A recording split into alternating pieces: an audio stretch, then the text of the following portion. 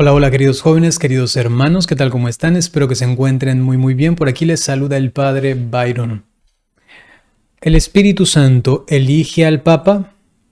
¿Son solamente los cardenales en su visión sociopolítica eclesiológica quien elige al Papa?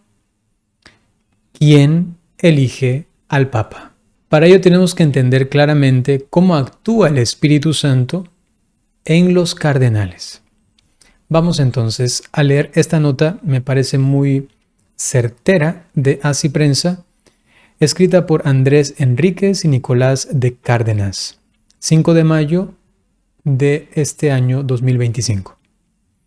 Tras la muerte de un papa, es común oír expresiones que invitan a tener paciencia y confianza ante la elección del nuevo sucesor de San Pedro, apelando a la acción del Espíritu Santo sobre los cardenales durante el cónclave. Así lo ha hecho, por ejemplo, el cardenal Adalberto Martínez, arzobispo de Asunción, Paraguay, antes de partir hacia Roma. Dijo: el Espíritu Santo pueda iluminarnos para elegir al sucesor de Pedro. Y en esas palabras se contempla cómo el Espíritu Santo actúa siempre en cooperación con el ser humano, en este caso con el cardenal. Pero evidentemente aquí hay un misterio todavía superior, porque se está hablando aquí de la elección de un papa, que no es lo mismo que, por ejemplo, en este momento yo digo: Señor, ven a mí, y ¿será que tengo que elegir esto o esto otro? La acción del Espíritu Santo también en situaciones que son a este nivel de elegir a un papa, también se hace notar, es presente, porque no abandona su iglesia, y dependiendo de la decisión, de la envergadura de la situación, pues también el Espíritu Santo actúa, y sin embargo siempre en colaboración con la persona, ¿no? Algo similar ha expresado el arzobispo de Santiago de Chile, cardenal Santiago Chomalí. Evitemos las frivolidades pre-cónclave y recemos para que el Espíritu Santo nos ilumine. Gran responsabilidad.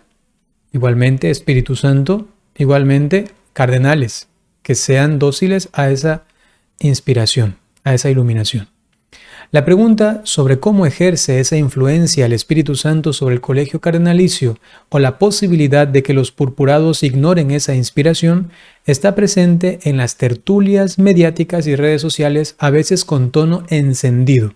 Unos que dicen: es que el Espíritu Santo lo va a elegir y punto, y otros no, como lo hace la televisión y el mundo, ¿no?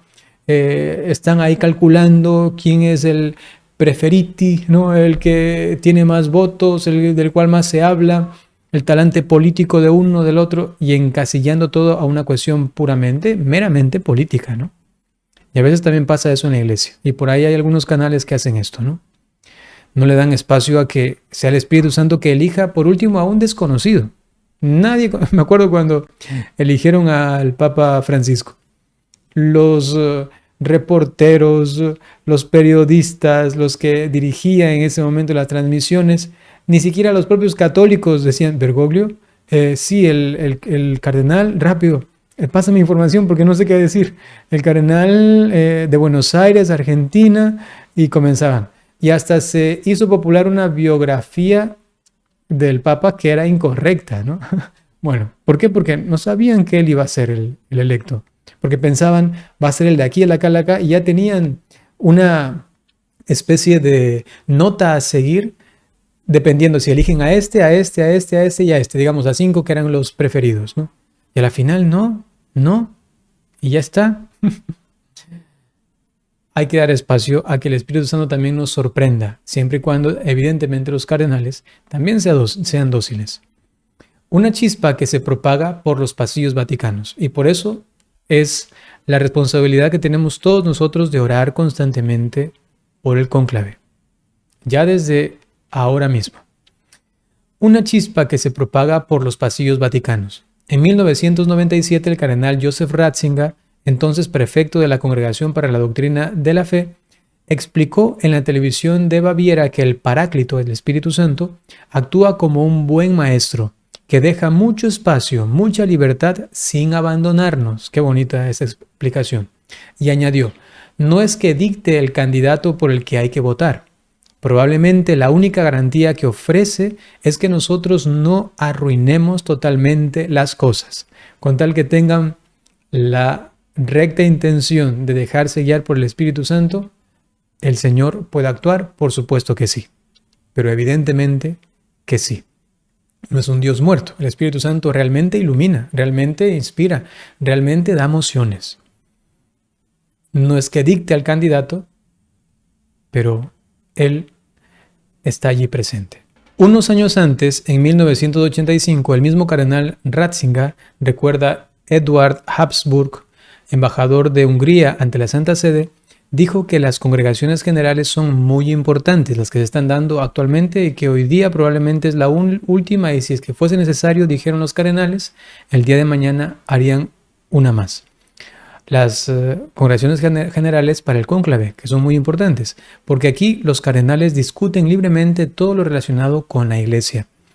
Observas y escuchas, luego recibes una chispa, y después esta chispa se propaga en los sombríos pasillos del Vaticano. ¡Qué bonito! Comentó el purpurado, quien se convertiría años más tarde en el Papa Benedicto XVI, que es una emoción, ¿no? Y si están abiertos al Espíritu Santo, toca, o el Espíritu Santo da este impulso interior, y eso se va unando también hasta luego llegar a la unanimidad, o por lo menos a la mayoría, ¿no? El Espíritu Santo no habla dictando al elector. Eso es evidente. El padre Eduardo Toraño, director del Instituto Superior de Ciencias Religiosas de la Universidad Eclesiástica de San Dámaso y asesor espiritual nacional de la Renovación Carismática Católica Española, explicó a Así Prensa que se puede escuchar al Espíritu Santo, pero para ello bien se requiere un corazón puro que busque la verdad y el bien, evitando los intereses personales, partidistas o ideológicos. Partiendo de esta base, comprendiendo que Dios habla de muchos modos y que la instancia donde podemos escucharle es la conciencia, el padre Toraño afirma que la elección del sumo pontífice viene del Espíritu Santo cuando está enfocada a la verdad y al bien, desde la conciencia. Porque ha sucedido en la historia de la Iglesia que se han sentado en la silla, en la cátedra de Pedro, quienes seguramente el Espíritu Santo no quiso, porque influenciaron otros deseos, poderes, quereres. ¿Quién toma la decisión? ¿Los cardenales o el Espíritu Santo? El padre Toraño expone que, de manera análoga a la redacción de las Escrituras, el Espíritu Santo no habla dictando al elector el nombre del que ha de ser votado, pero sí le dará signos que muevan su mente y corazón. Eso también creo que es claro para todos, ¿no? Por eso, cada cardenal elector, también hay que decir que no podemos dejar de pensar que en alguna situación algún cardenal tiene alguna revelación o algo parecido, pues y puede ser que sí le diga al Señor directamente, también. Eso podría pasar, también, pero en los términos normales es una inspiración que mueve y uno luego tiene que libremente pues aceptar o no esta inspiración, ¿no? Por eso cada cardenal elector que quede dentro de la Capilla Sixtina desde el próximo 7 de mayo para participar en el cónclave debería estar permanentemente a la escucha de los signos que el Espíritu Santo va a poner, abierto a ir más allá de sus criterios o prejuicios, continuó el padre Toraño. Eso es escuchar al Espíritu, ¿no? Es lo que dice el padre Scupoli en su libro El combate espiritual, desapegarme de mis simpatías y de mis apatías, para que en la libertad de los hijos de Dios, guiado por el Espíritu, pueda tomar una decisión. En definitiva, no se trata de una acción directa del Espíritu Santo, sino mediada por el hombre. La acción del Espíritu de Dios y la acción humana concurren, pero no están en el mismo plano. Hay que orar evidentemente para que entonces los cardenales sean dóciles y sea el Espíritu Santo el que a través de los cardenales manifieste su voluntad y sea electo aquel que sea conforme al querer de Dios, ¿no? En ese sentido, el padre Toraño señala que a pesar de tratarse de planos diversos, debe existir una unidad de acción similar a la que se dio en el Concilio de Jerusalén, para que los cardenales puedan, al concluir el cónclave, sería lo mejor, afirmar como lo hicieron los apóstoles en el siglo I, hemos decidido el Espíritu Santo y nosotros. Hechos 1528. Eso es el cónclave ideal, ¿no? Y que ha ocurrido así, pues creo que sí, sobre todo porque hemos visto papas santos, ¿no? Entonces, el Espíritu Santo ha actuado y ha elegido juntamente con los cardenales. El papel de los dones del Espíritu Santo. ¿Cómo sucede esa inspiración sobre los purpurados? Los cardenales electores tienen, como todos los bautizados, los dones del Espíritu Santo y están llamados a dejarse llevar por ellos, recuerda el padre Toraño. Por ello, lo usual es que el Espíritu ilumine su mente con sus dones y les conceda la certeza moral de quién es el mejor candidato para ser sucesor de Pedro, siempre y cuando puntualiza los cardenales sean dóciles a su acción. Sí, eso es muy importante. Y también no hay que perder de vista la situación. El Espíritu Santo también se hace presente y, digamos así, se impone muchas veces dependiendo de la situación.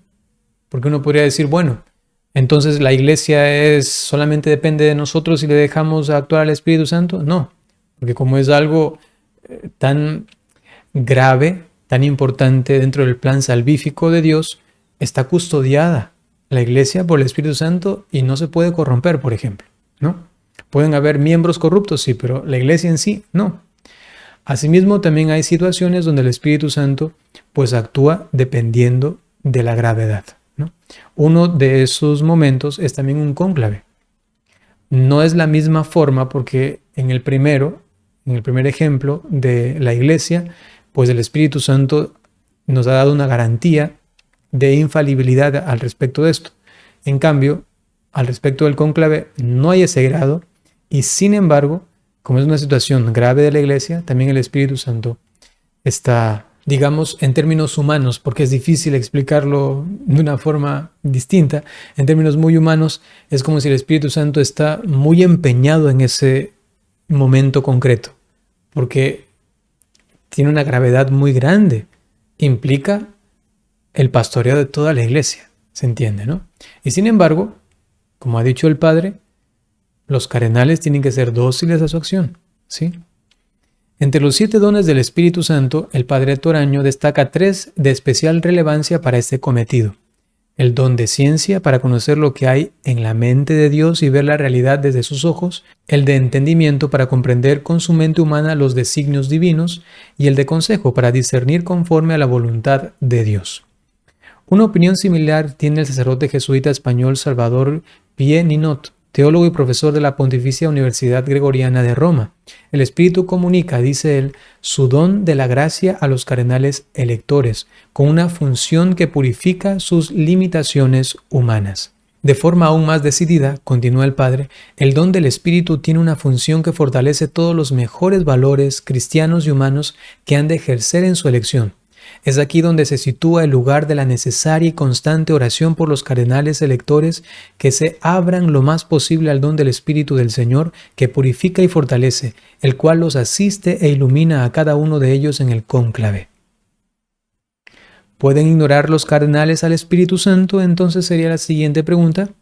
Más allá del papel que desempeña el Espíritu Santo en la elección del nuevo pontífice y del modo en que se hace presente en ella, el Padre Toraño subraya que los cardenales tienen la gran responsabilidad de decidir el voto con estos dones del Espíritu Santo, pero Dios les ha concedido libertad y que deben hacerlo con conciencia recta y corazón puro, sin determinar sus juicios o su juicio, digo juicios porque habrán algunas elecciones, por criterios meramente humanos o ideológicos. En consecuencia, concluye, la conciencia ha de estar en sintonía con la tradición apostólica, la fe y las costumbres de la Iglesia desde sus orígenes, actualizada conforme a las necesidades de la Iglesia y el mundo contemporáneo, pero no amoldada a modas socioculturales cambiantes o a una ideología determinada.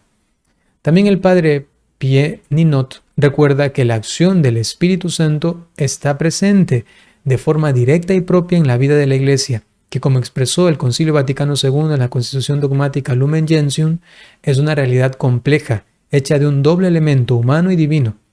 De ahí que toda ella es santa, pero a su vez tiene necesidad de purificación. El teólogo español expone además que la tercera persona de la Santísima Trinidad solo asiste como causa principal en los actos centrales de la Iglesia Católica, los sacramentos, asegurando así su eficacia y verdad. Lo que yo les decía, por ejemplo, respecto de la iglesia, ¿no? La indefectibilidad de la iglesia. Aquí, los ministros ordenados actúan como puros mediadores e instrumentos, ya que la eficacia de estos actos depende directamente del Espíritu Santo. En el caso del cónclave, los cardenales participan en la elección como causas humanas segundas y mediadoras, es decir, con directa y propia responsabilidad y libertad sobre sus actos, iluminados siempre por el Espíritu Santo mismo, añade el padre Pieninot. El sacerdote jesuita, por último, llama a orar con constancia para que el Espíritu Santo en el cónclave invada el corazón de los cardenales electores y así puedan usar mejor de su libertad, de forma recta y responsable, para discernir el mayor bien de la Iglesia en la elección del nuevo obispo de Roma y sucesor de San Pedro. Con todo ello, queridos hermanos, vemos el papel importantísimo que tiene el Espíritu Santo, pero que actúa a través también de la docilidad de los cardenales. Por eso hay que orar mucho. Permítanme darles la bendición. El Señor esté con ustedes. Les bendiga el Señor Dios Todopoderoso por intercesión de la Santísima Virgen María, San José y todos los ángeles y santos. En el nombre del Padre, y del Hijo, y del Espíritu Santo. Hasta pronto.